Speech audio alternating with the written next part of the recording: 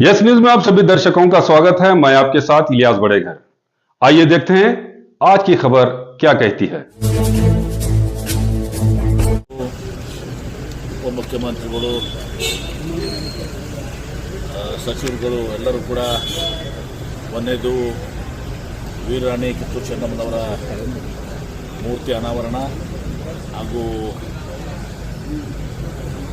ಕೇಂದ್ರ ಬಸ್ ನಿಲ್ದಾಣಕ್ಕೆ ವೀರರಾಣಿ ಕಿತ್ತೂರು ಚೆನ್ನಮ್ಮ ಬಸ್ ನಿಲ್ದಾಣ ನಾಮಕರಣ, ತದನಂತರ ಅದ್ರ ಜೊತೆಗೆ ಅನೇಕ ಕಾರ್ಯಕ್ರಮ ವೆಲೋಡ್ರೋಮು ಮತ್ತು ಇನ್ನಿತರ ಕಾರ್ಯಕ್ರಮಗಳನ್ನ ಕೂಡ ಇವತ್ತು ದಿವಸ ಸರ್ಕಾರಿ ಕಾರ್ಯಕ್ರಮಗಳನ್ನು ಕೂಡ ಇವತ್ತು ದಿವಸ ಹಮ್ಮಿಕೊಂಡಿದ್ದೀವಿ.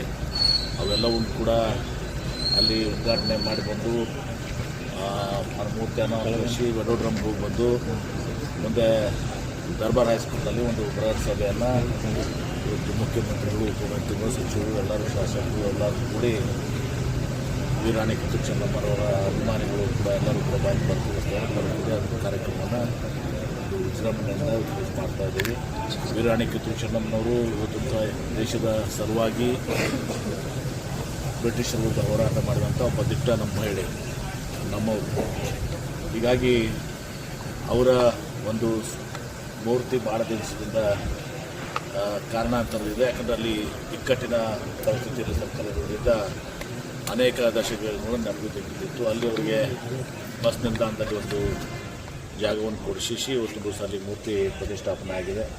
ಮತ್ತು ಆ ಬಸ್ ನಿಲ್ದಾಣಕ್ಕೆ ಅವರು ಮೂರ್ತಿ ಸ್ಥಾಪನೆ ಮಾಡಿದ್ಮೇಲೆ ಅವ್ರ ಹೆಸರಿಡೋದು ಯೋಗ್ಯ ಅಂತ ತಿಳ್ಕೊಂಡು ನಾನು ಒಂದು ದಿವಸ ಅದನ್ನು ಅವರ ಹೆಸರನ್ನು ಕೂಡ ನಮ್ಮ ಇವರು ಸಚಿವರಾದಂಥ ರಾಮಲಿಂಗರೆಡ್ಡಿ ಅವರಿಗೆ, ಮುಖ್ಯಮಂತ್ರಿಗಳಿಗೆ ಹೆಸರನ್ನು ಕೂಡ ನಾವು ತುಂಬಿಸಿಟ್ಟಿದ್ದೀವಿ. ವೆಲೋಡ್ರೋಮ್ ಒಂದು ದಿವಸ ಭಾಳ ದಿವಸದ ಕನಸು, ಒಂದು ದಿವಸ ಅನೇಕ ದಶಕದ ಕನಸು. ಆ ವೆಲೋಡ್ರೋಮ್ ನಮ್ಮಲ್ಲಿ ವಿಜಯಪುರ, ಜಮಖಂಡಿ, ಬಾಗಲಕೋಟೆ ಮತ್ತು ಚಿಕ್ಕೋಡಿ ಈ ಭಾಗದಲ್ಲಿ ಸೈಕ್ಲಿಸ್ಟ್ ಇವತ್ತು ದಿವಸ ಅಂತಾರಾಷ್ಟ್ರೀಯ ಮಟ್ಟದಲ್ಲಿ, ರಾಷ್ಟ್ರೀಯ ಮಟ್ಟದಲ್ಲಿ ಇವತ್ತು ತಮ್ಮ ಸಾಧನೆಯನ್ನು ಮಾಡಿದ್ದಾರೆ. ಅವರಿಗೆ ಅದು ಅನುಕೂಲ ಆಗೋ ರೀತಿಯಲ್ಲಿ ಅದು ಒಂದು ಉದ್ಘಾಟನೆ ಆಗ್ತದೆ. ಇನ್ನೂ ಅನೇಕ ಕಾರ್ಯಕ್ರಮಗಳಿದ್ದಾವೆ, ಅವನ್ನು ಕೂಡ ಉದ್ಘಾಟನೆಯನ್ನು ದಿವಸ ಮುಖ್ಯಮಂತ್ರಿಗಳು, ಸಚಿವರು. ಕೇಂದ್ರ ಕಾರಾಗೃಹಕ್ಕೆ ಇನ್ನೊಂದು ಸ್ವಲ್ಪ ಕೆಲಸ ಇದೆ, ಅದಕ್ಕೆ ಅದನ್ನು ಪ್ರೊಸೆಸ್ ಮಾಡಿದ್ದೀವಿ. ಒಂದು ಇಂಟೀರಿಯರ್ಸ್ಗೆ ಸ್ವಲ್ಪ ಇದೆ, CC ಕ್ಯಾಮ್ರಾದ ಕೆಲಸ ಇದೆ.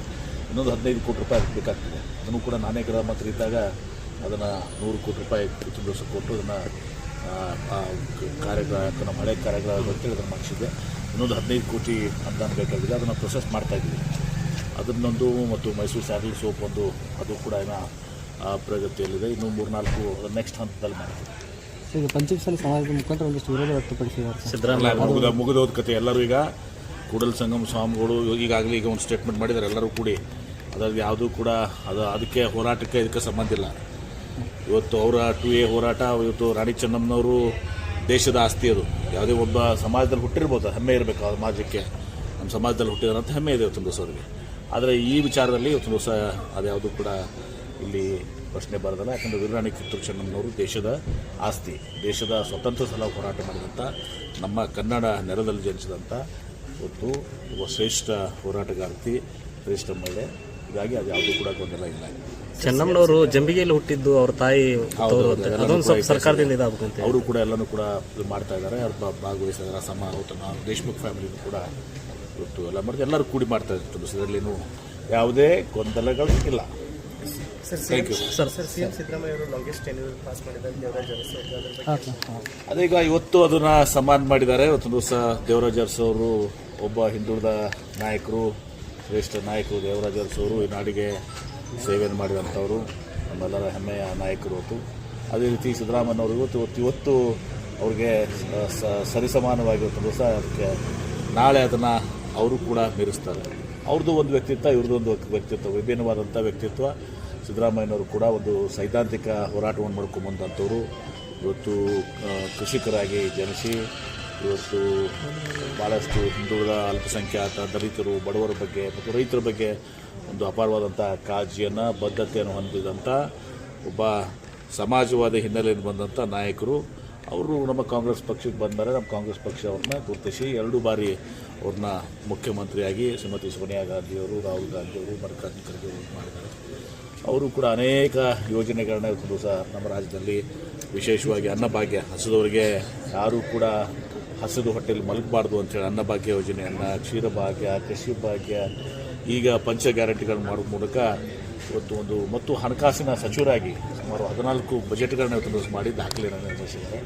20,000ಗಿಂತ ಒಂದು ದಿನ 20,000 ಹೆಚ್ಚಿಗೆ ಆಗ್ತದೆ. ಆ ಒಂದು ದಾಖಲೆ ನಮ್ಮೆಲ್ಲರಿಗೂ ಕೂಡ ಹೆಮ್ಮೆ ಇರುವಂಥದ್ದು. ಇಬ್ಬರು ಶ್ರೇಷ್ಠ ನಾಯಕರು ದೇವರಾಜ ಅರಸು ಅವರು ಮತ್ತು ಸಿದ್ದರಾಮಯ್ಯ.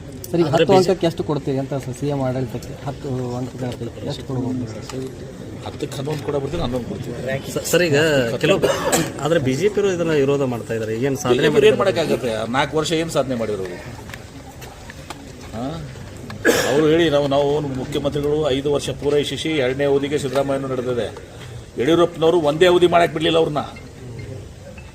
ಪಾಪ ಯಡಿಯೂರಪ್ಪನವ್ರನ್ನ ಒಂದು ಅವಧಿನೂ ಕೂಡ ಪೂರ್ತಿ ಮಾಡಿಕೊಡಲಿಲ್ಲ. 2 ಸಲ ಅವ್ರನ್ನ ಅವಧಿಕ್ಕಿಂತ ಮುಂಚಿತವಾಗಿ ತೆಗೆದುಹಾಕಿದ್ರು.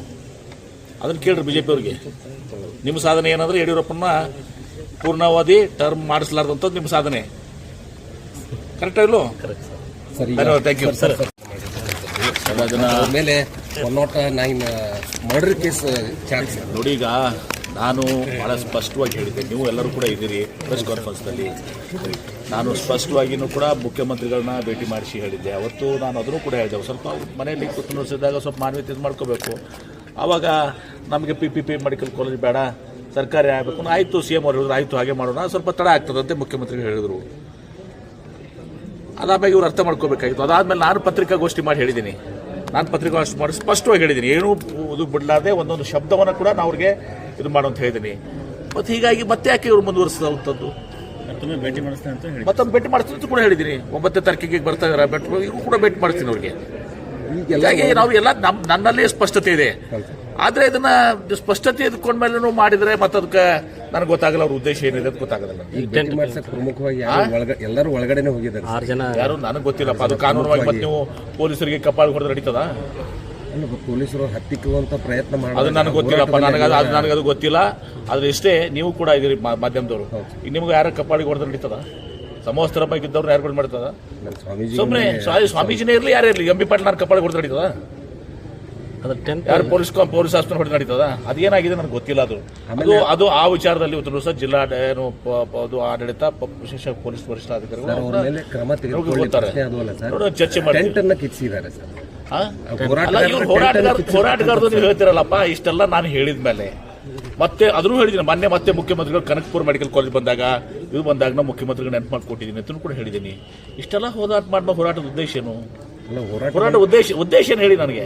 ಅದಕ್ಕೆ ಮುಖ್ಯಮಂತ್ರಿಗಳ ಘೋಷಣೆ ಮಾಡಿಸ್ತೀನಿ ಅಂತ ನೀವು ಹೇಳಿದ್ರಿ. ಯಾರು ಮುಖ್ಯ? ಹಾಗೆ ಯಾವತ್ತು ನಾನು ಬಹಳ ಸ್ಪಷ್ಟವಾಗಿ ಹೇಳಿದ್ದೀನಿ, ರೈಟಿಂಗ್ ನಾಗ ಕೊಡ್ರಿ ಕ್ಯಾಬಿನೆಟ್ ಡಿಸಿಷನ್ ಇದು ಮಾಡ್ಲಿಕ್ಕೆ. ಯಾವ ಸರ್ಕಾರಗಳು, ನಮ್ಮ ಸರ್ಕಾರ ಬಿಡಿ ಬೇರೆ ಸರ್ಕಾರ ಇದ್ರೂ ಕೂಡ ಮಾಡೋಕ್ಕಾಗೋದಿಲ್ಲ. ದಿವಸ 1,000 ಸ್ಟ್ರೈಕ್ ಆಗ್ತಾವೆ ರಾಜ್ಯದಲ್ಲಿ. ಎಲ್ಲರಿಗೂ ನೀವು ಬರೆದು ಕೊಡ್ತೀರಾ? ಲಿಖಿತವಾಗಿ ಕೊಡ್ತೀರಾ? They are misguided people. ಆದ್ರೆ ಈಗೂ ಕೂಡ ಹೇಳ್ತೀರಿ ನನಗೆ ಅವ್ರ ಬಗ್ಗೆ, ನಾನು ಹೋರಾಟಗಾರ ಬಗ್ಗೆ ನಾನು ಗೌರವ ಹೊಂದಿದ್ದೀನಿ.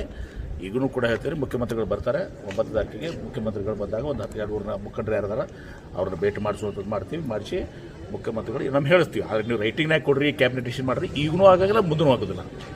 ಮಾಡಿಸುವಂತ ಹೇಳಿದ ಮೇಲೆ ವಿಶ್ವಾಸ ಇರ್ಬೇಕು, ನಂಬಿಕೆ ಇರಬೇಕಾಗ್ತದೆ. ಮುಖ್ಯಮಂತ್ರಿ ಘೋಷಣೆ ಆಗ್ತದೆ ಅಂತ ಮುಖ್ಯಮಂತ್ರಿಗಳು ಹೇಳ್ತಾರೆ, ಇಲ್ಲಪ್ಪ ನಾವು PPP ಮಾಡಲ್ಲ, ಸರ್ಕಾರ ಮಾಡ್ತೀವಿ, ಹಣಕಾಸಿನ ಲಭ್ಯತೆ ನೋಡ್ಕೊಂಡು ನಾವು ಮಾಡ್ತೀವಿ ಅಂತ ಹೇಳಿ ಆಯ್ತಲ್ಲ.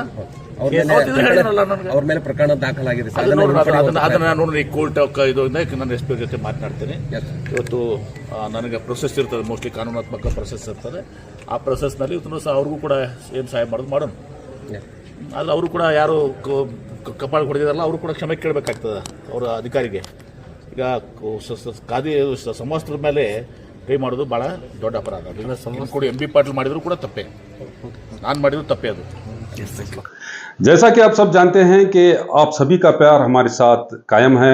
इसी तरह से हमारे इस चैनल को प्यार करते रहिए और हमारी सारी खबरों को लाइक, शेयर और सब्सक्राइब करना ना भूलिए।